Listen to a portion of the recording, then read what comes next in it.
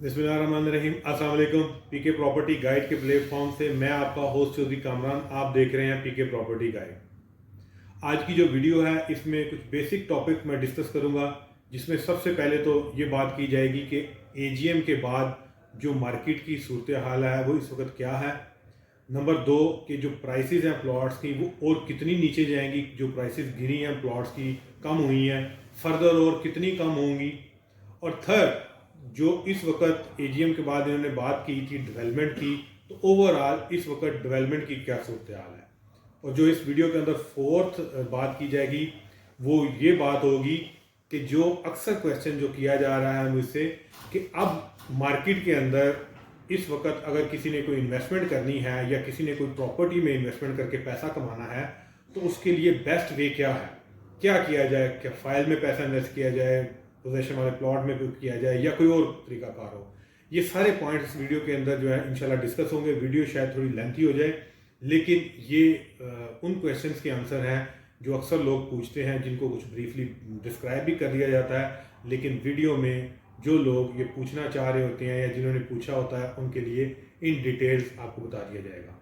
Video की detail में जाने से पहले अगर आप मेरे चैनल पे नए हैं तो ज़रूर सब्सक्राइब कर दें, बेल के आइकन को प्रेस कर दें ताकि गुलबर्ग से रिलेटेड आने वाली हर वीडियो आपको टाइम बाय टाइम मिलती जाए। गुलबर्ग रेजिडेंशिया की बात करें तो एजीएम जैसे ही गुजरी, क्योंकि एजीएम से पहले लोगों को बहुत ज़्यादा इस पे था कि एजीएम होगी और प्राइसेस बेहतर हो जाएंगी और मार्केट बेहतर हो जाएगी, और हमारी भी यही एक्सपेक्टेशन थी कि एजीएम के अंदर कुछ अच्छे फैसले में भी ये लें जिससे जो है ना मार्केट बेहतर हो।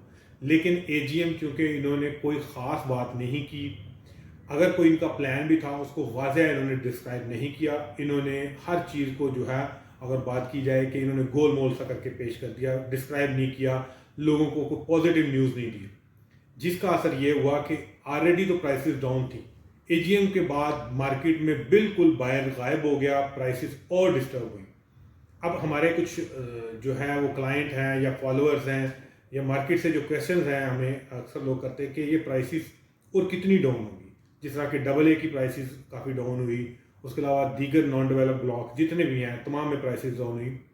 तो मैंने अक्सर लोगों को ये बताया है कि देखें, यहाँ जिन जिन लोगों के प्लॉट्स हैं उनमें से 60% वो लोग हैं जिन्होंने 2 साल 2.5 साल पहले परचेज़ किया, 60%। उसके बाद 20% वो लोग हैं जो उससे भी पहले से परचेज किया हुआ है, जिनका 2013-14 की परचेज है, उन्होंने अभी तक सेल नहीं किया और वो इंतज़ार करते रहे।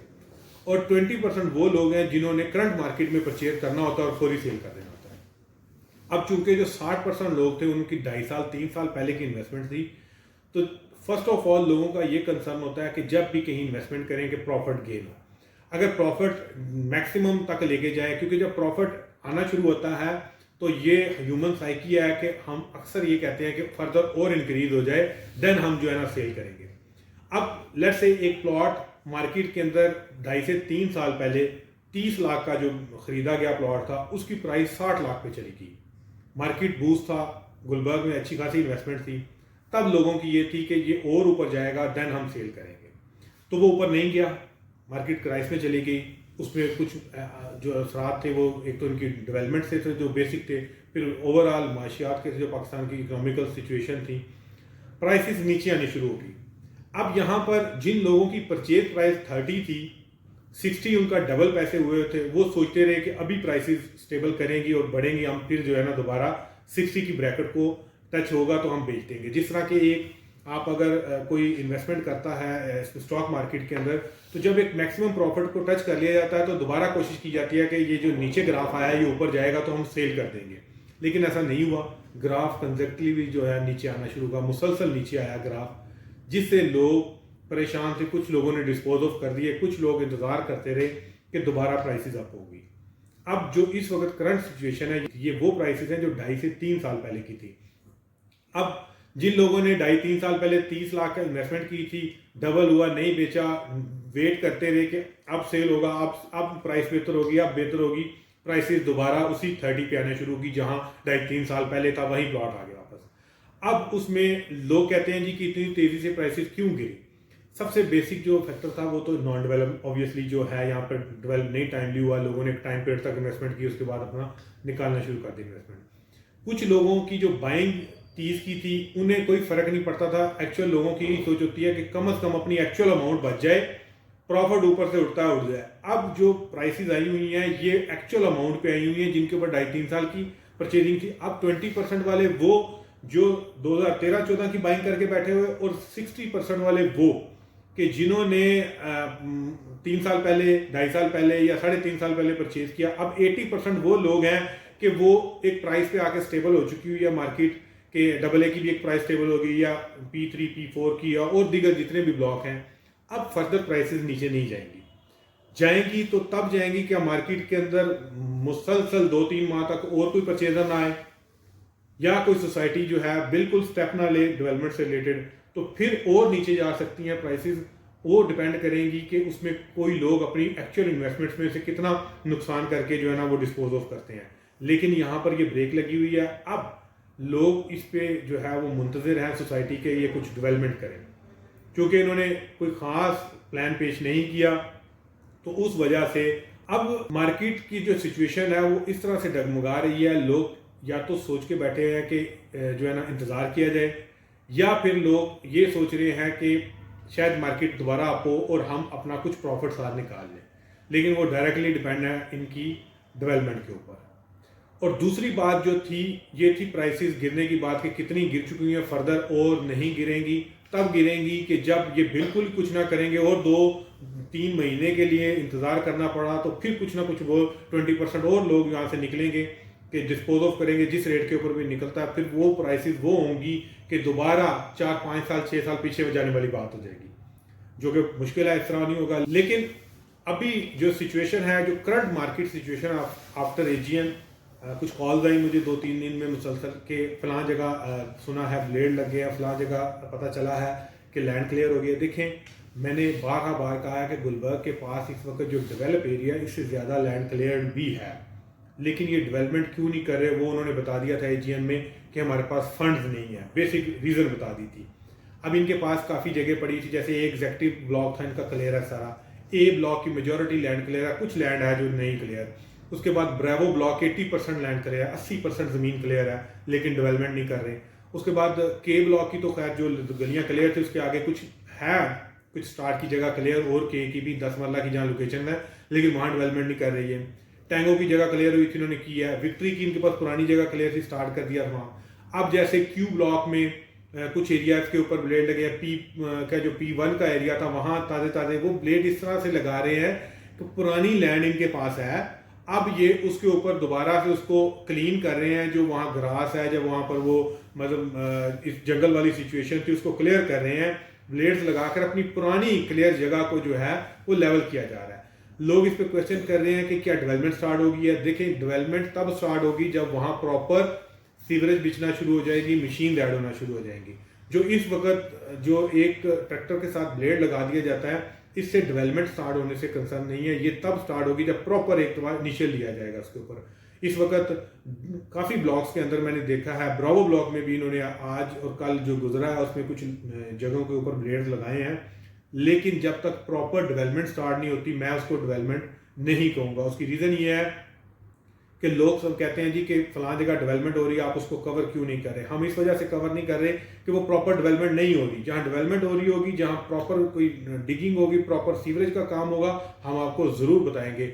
लेकिन पॉजिटिव बात इसको ज़रूर समझा जाए कि मे भी ये स्टार्ट करें। सुनने में ये भी बात आया, कुछ ज़राए ने ये भी बताया कि हो सकता है ब्रावो ब्लॉक में या P पाकिस्तान ब्लॉक में, इन दोनों ब्लॉक्स के अंदर कुछ आने वाले दिनों में डेवलपमेंट स्टार्ट करेंगे। लेकिन ये 100% ऑथेंटिक नहीं है। इसके ऊपर जो है ना 70-80% है कि 70% कन्फर्मेशन है, 30% में भी ये ना भी करें। लेकिन ब्रावो ब्लॉक के बारे में बात की जाती है, B ब्लॉक के बारे में बात की जा रही है कि ये डेवलपमेंट आने वाले कुछ दिनों के अंदर स्टार्ट यहाँ हो जाएगी। तो ये थी AGM के बाद कोई मार्केट की सूरत हाल।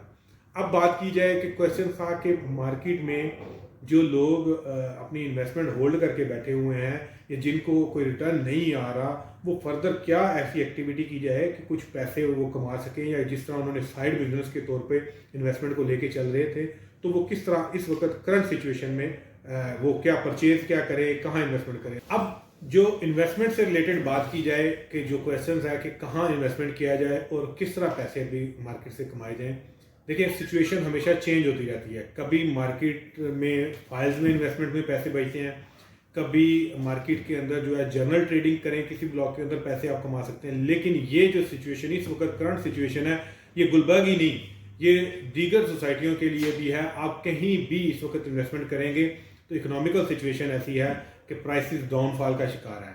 जहां प्लॉट डेवलप है, कोई सॉलिड इन्वेस्टमेंट है, वहां स्टेबल है। अदरवाइज जहाँ पोजेशन नहीं है, जस्ट पीस ऑफ पेपर है, फाइल है, या बैलेटेड है, नॉन बैलेटेड है, कुछ भी है जो जिसको हम नॉन डेवलप में ही अनडेवलप में ही कंसीडर करेंगे, तो वहाँ पैसे नहीं बच रहे, वहाँ डाउनफॉल का शिकार है, वहाँ ग्राफ नीचे आया जा रहा है। अब मेरी जो लोगों को सजेशन है, मैं आपको ये वर्ड इस वजह से सजेशन यूज़ कर रहा हूँ कि हमेशा इन्वेस्टमेंट में लोग जाहिर सी बात है खुद से भी सोच कर करते हैं, लेकिन मेरी जो एक सजेशन है लोगों को कि जिन लोगों की जिस तरह के गुलबर्ग में हमारे कुछ दोस्त, हम और दीगर हमारे साथ जो काम करने वाले हैं, या उस तरह के कुछ जो लोग ऐसे हैं कि जो 4-4, 5-5 प्लॉट, 10-10 प्लॉट भी लेकर बैठे हुए थे, वो ट्रेडिंग करते थे, लेकिन मार्केट रुकने की वजह से उन लास्ट 2 ईयर से कुछ नहीं पैसा कमाया। जब उन्होंने कैलकुलेशन भी करेंगे वो लोग, तो उनकी रिटर्न ऑन इन्वेस्टमेंट अगर एक 50%, 60% थी भी, तो वो भी डाउनफॉल का शिकार है, वो ज़ीरो पे आ चुकी है। तो ऐसे लोगों के लिए मेरी सजेशन ये है कि आप अपनी जितनी प्रॉपर्टीज़ हैं जो इस वक्त नॉन डेवलप हैं, जो इस वक्त डेवलप नहीं है, फाइल है, वो आप डिस्पोज ऑफ करके कंस्ट्रक्शन में जाएं। कंस्ट्रक्शन में इस तरह जाएं, या तो आप कोई रेडी टू बिल्ड जो है वो हाउस परचेज कर लें, या आप प्लॉट लेकर वहाँ घर बनाए, चाहे वो 5 मरला हो, 7 मरला हो, कोई छोटी सोसाइटी हो, बड़ी सोसाइटी हो। उसमें क्योंकि जो कंस्ट्रक्शन करना होता है इसमें आपको नुकसान नहीं है, और कंस्ट्रक्शन के अंदर जो है ये लोगों को पैसे मस्ट जो है वो आप कमाते हैं। कंस्ट्रक्शन एक्चुअली जो है वो बेसिक नेसेसिटी है। कुछ चीज़ें होती हैं जो बेसिक नेसेसिटी में आती हैं, जो ज़रूरियात ज़िंदगी में आती हैं, और कुछ चीज़ें ऐसी होती हैं जो एक्स्ट्रा मनी के साथ जस्ट इन्वेस्टमेंट होती है।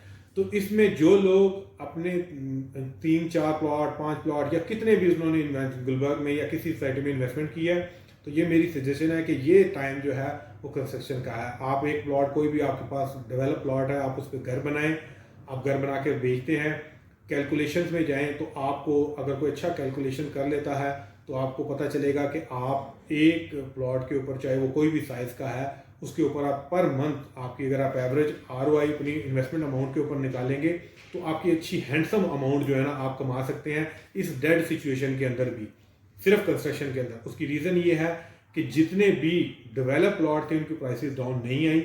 जो लोग आज से 6 महीने, 8 महीने पहले, साल पहले घर बनाना स्टार्ट किया था, आज वो अच्छे खासे प्रॉफिट के अंदर है। और ये कंस्ट्रक्शन के क्या इस वक्त मार्केट रेट्स चल रहे हैं, क्या इसका जो है इस वक्त करंट आपका एक्सपेंस क्या आता है किसी प्लॉट के ऊपर पर स्क्वायर फीट जो भी आ रहा है, या अगर आप स्टार्ट करते हैं तो क्या क्या आपको इनिशियल स्टेप लेने पड़ते हैं, आप इसके लिए मेरे नंबर पे मुझसे कांटेक्ट कर सकते हैं। इंशाल्लाह आप लोगों को एक अच्छी सजेशन दी जाएगी, अच्छी कैलकुलेशन दी जाएगी, और फ्री ऑफ कॉस्ट, कोई किसी किस्म का कोई चार्ज नहीं होगा, क्योंकि मशवरा अमानत होती है और मेरी कोशिश होती है कि आप लोगों को एक अच्छा और जायज़ मशवरा दिया जाए।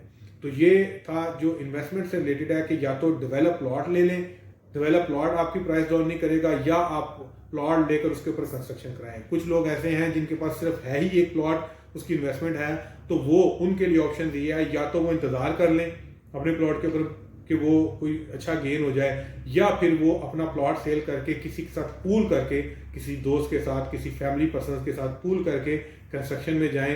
पैसे कम है उनके साथ इन्वेस्टमेंट करके जाएं कंस्ट्रक्शन के अंदर। तो कंस्ट्रक्शन आप में जाकर आप घर बनाते हैं, कोई भी कमर्शियल बनाते हैं, कोई भी बिल्ड करते हैं, तो आपको एक अच्छा रिटर्न आ जाता है।